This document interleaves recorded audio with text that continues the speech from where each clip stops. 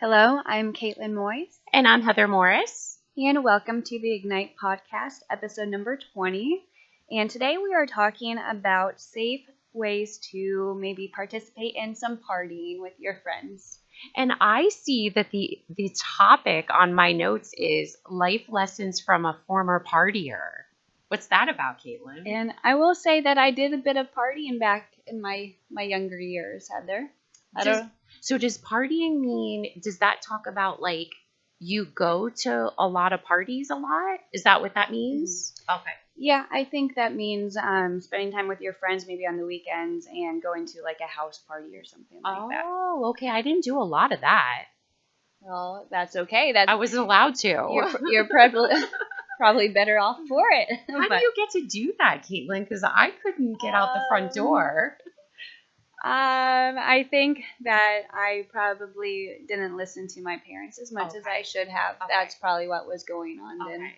And my friends and I deciding, instead of just having a sleepover at my girlfriend's house, maybe going to the party on the lake instead that night or something like that. Okay. Yeah. Do any of our listeners do this? I think a lot of, or some young people participate in partying. I do think that could be what's going on. Okay. Whether that involves drinking, drugs, or maybe not. Maybe just hanging out with friends. Maybe it's just hanging out. Yeah. Yep.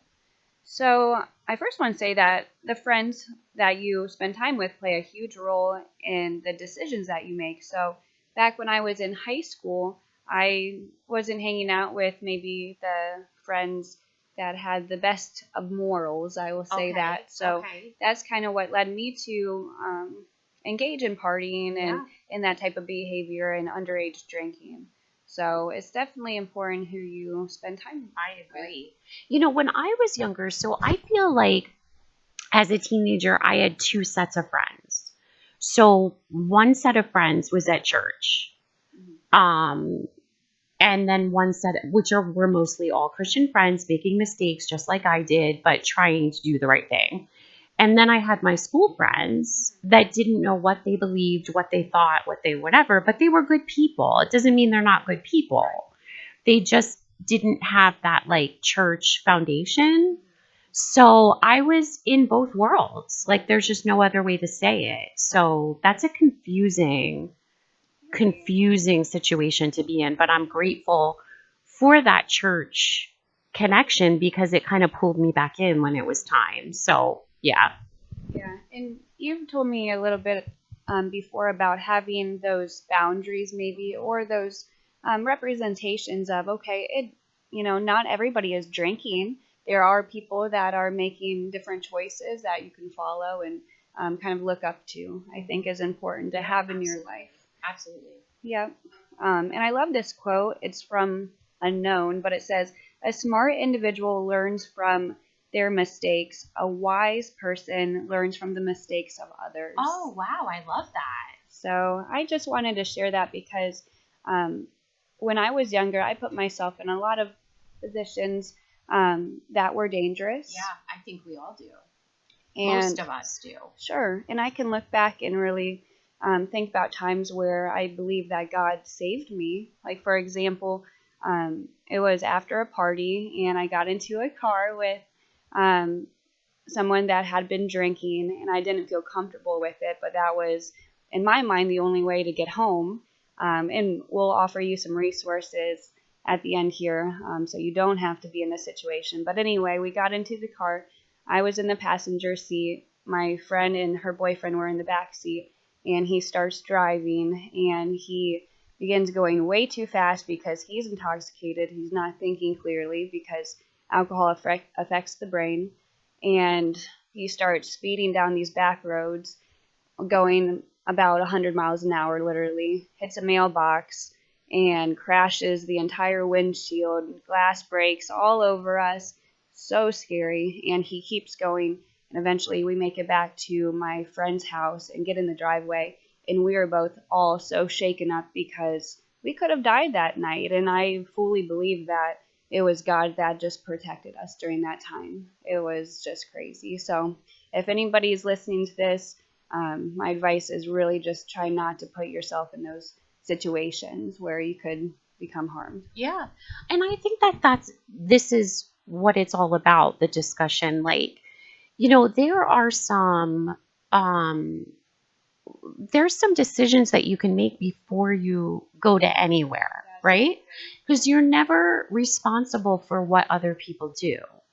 So if you and your friends have a discussion way before about when you're leaving, who you're leaving with, who's going to drive, who's going to not even talking about alcohol, because we are going to get into that, but um like having that team and that group of people that you can trust, because um if you're not a if you're not a partier and you haven't, like, let's say, drank, right, you have no idea how this is going to affect you, which means the person that's driving, you have no idea how it's going to affect them, and you just don't want to get in those situations. So my plea is that we just all have a good solid conversation with the people that we're with and decide beforehand who's going to drive, who's going to get us home, how is that going to be, what time is it going to be, because there's other things too, like,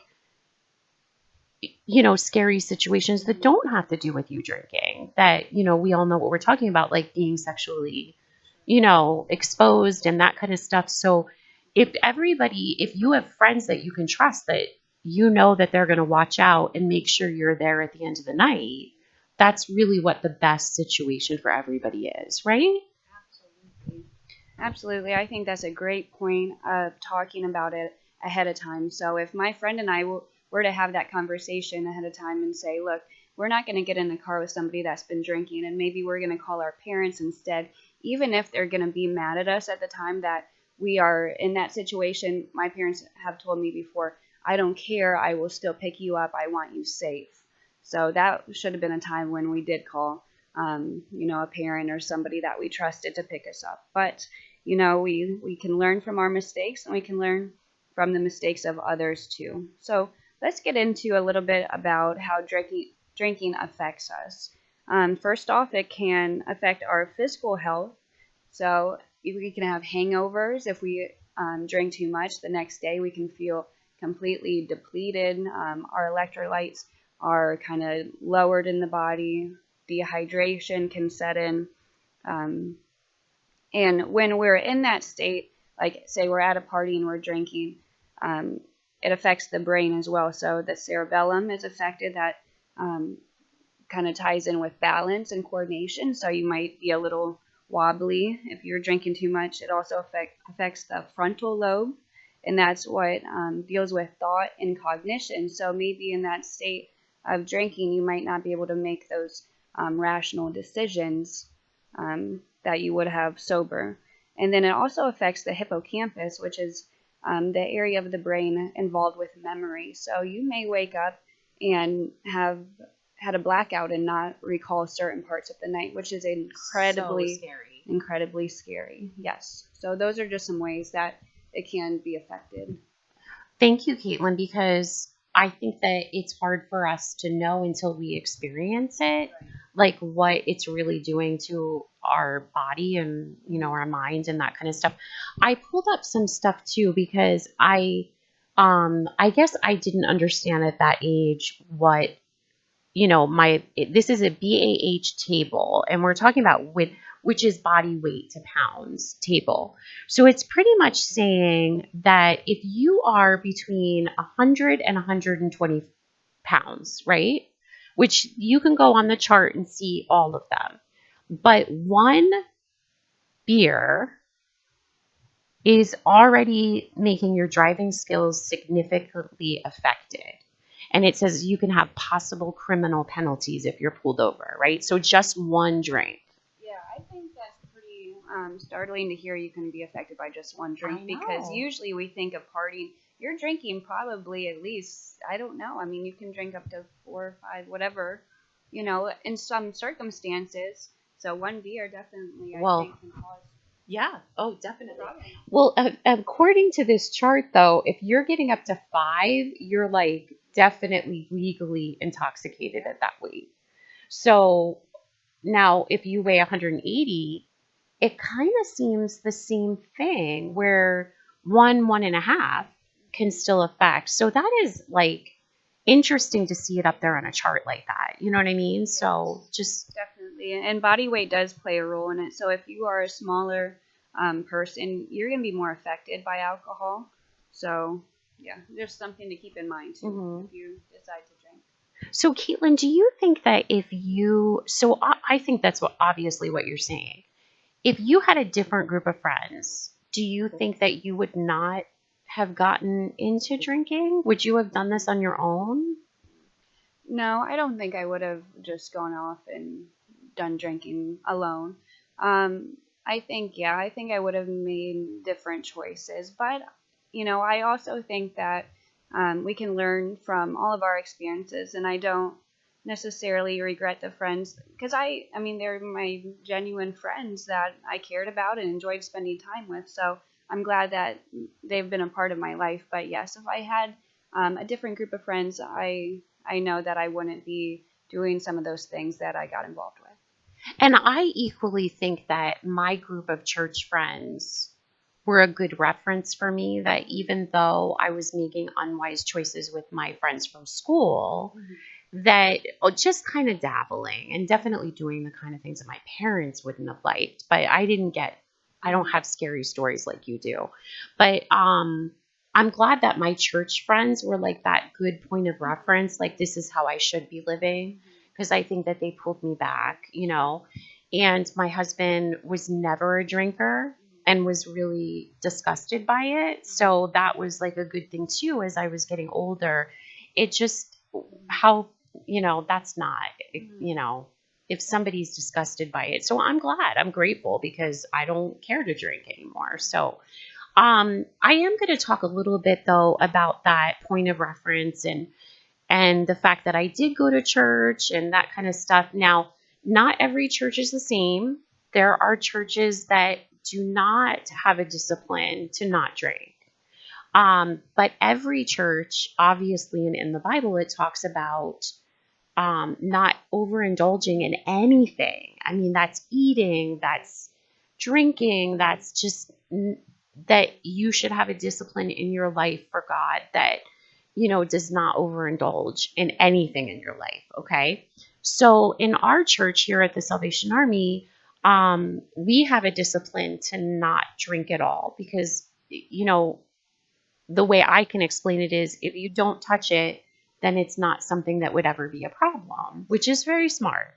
Um, and just to go back, so our church was started in England by a pastor called William Booth, and he really had a heart for the people of his city that were not allowed in the churches because they would drink and they were not clean and maybe they smelled and just were outcasts. So he felt like people that were drinking and maybe didn't have a home and that kind of stuff, they still needed to hear about Jesus.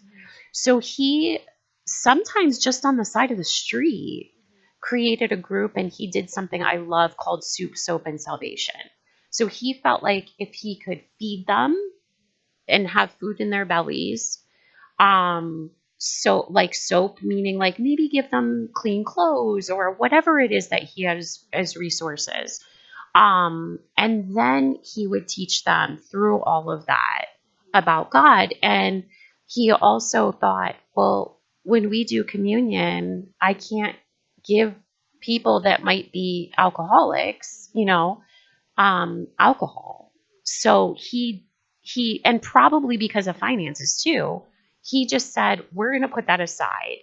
And then, so they did not do communion in that way, like physically, because he felt like that was a good discipline for them. And then we've just followed that discipline in our church. So that is something that when you become a senior member of our church, that you sign a covenant that says that I'm just going to stay away from those kind of things. And that will keep me just clean and pure for what I need to do for others. So I think that discipline in my life and my family's life and my husband's life and everything, it just made a good discipline for us. And it was something that is just, it's not something that we partake in, but not everybody's church is like that. But everyone's church does have the discipline that you are not, drinking to get drunk, and you know what I mean, that kind of stuff. So I think it's important, again, going back, that you have friends that have a discipline, that you have a discipline with your family, that you just discipline yourself and make decisions based on that. You know what I mean? So I'm grateful for that discipline.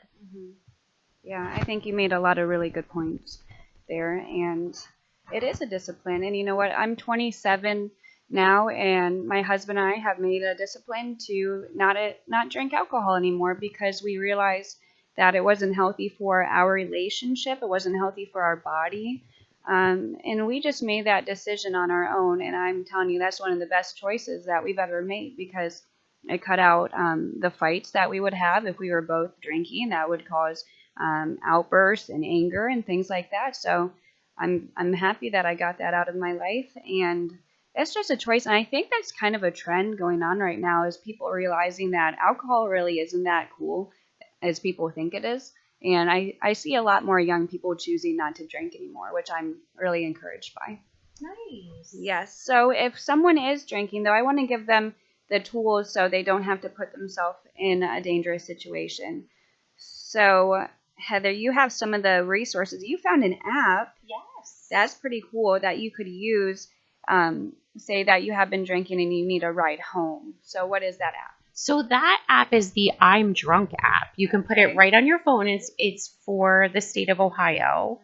And I guess they have connected different services. So like in our town, it would be like SARTA, the SARTA group, maybe the police station, maybe it will help you find a ride. You can also call, what was the other one, Kaitlyn? I'm sorry. So it's the SARTA police in our town. And the number is 440-204-2100. And it sounds like there are no questions asked, especially for young people. And they will get you home. And we thank the community for feeling like this was an important part, an important thing to do for our county. So no questions asked. You just, make that phone call. They're the SARTA police. So they're the people that are, on call with SARTA. So they will do that for you. Isn't that awesome? Very nice. And I just want to wrap this up with saying there are so many other things that friends can do together to enjoy their time together, besides doing crazy parties and drinking and stuff like that. So I just want to touch on that. It's important to find other ways of things that you enjoy. Maybe, I don't know. What would you say, well, Heather? Like exploring the city, maybe. Yeah. Your town. I think when we were younger, like we would just explore different restaurants. We wouldn't necessarily, nobody has money, so we wouldn't necessarily be going in and like having a steak, but we'd share an appetizer, we get, that kind of stuff. So maybe exploring different places in town, shops. There's tons of art, the whole art district in this city. Maybe go to the surrounding towns or cities and just kind of exploring what they do. I just think anytime I was with my friends, no matter what we were doing, when they're good friends, like you just laugh and giggle and look at each other and have a blast anyway. Movies are always good. There's just so much you can do, Yep. And I would say getting out in nature too. There's a lot of Stark Parks trails that you can walk on that are really nice just to get out in nature and de-stress from everything. And then we would like to conclude each episode now with the ABCs of salvation. And what this is just asking Jesus into your heart if you're interested in having a relationship with him.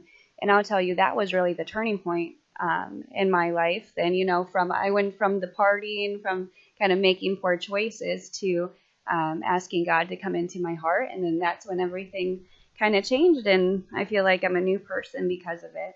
So if you're interested in that as well, the A stands for admit that you've done wrong. So we've all sinned. We've all made poor choices. But the B is for believe that Jesus died for our sins. So we don't have to live in feeling like we have done wrong and we're just beating ourselves up, but we can know that Jesus came and he died for our sins. So we don't have to feel that guilt and that shame anymore. And the C is for calling on his name. So we just ask Jesus to come into our heart, and that can make a world of a difference for us. So thank you so much, listener, for tuning in. I hope this was helpful to you. And until next time, Ignite your life.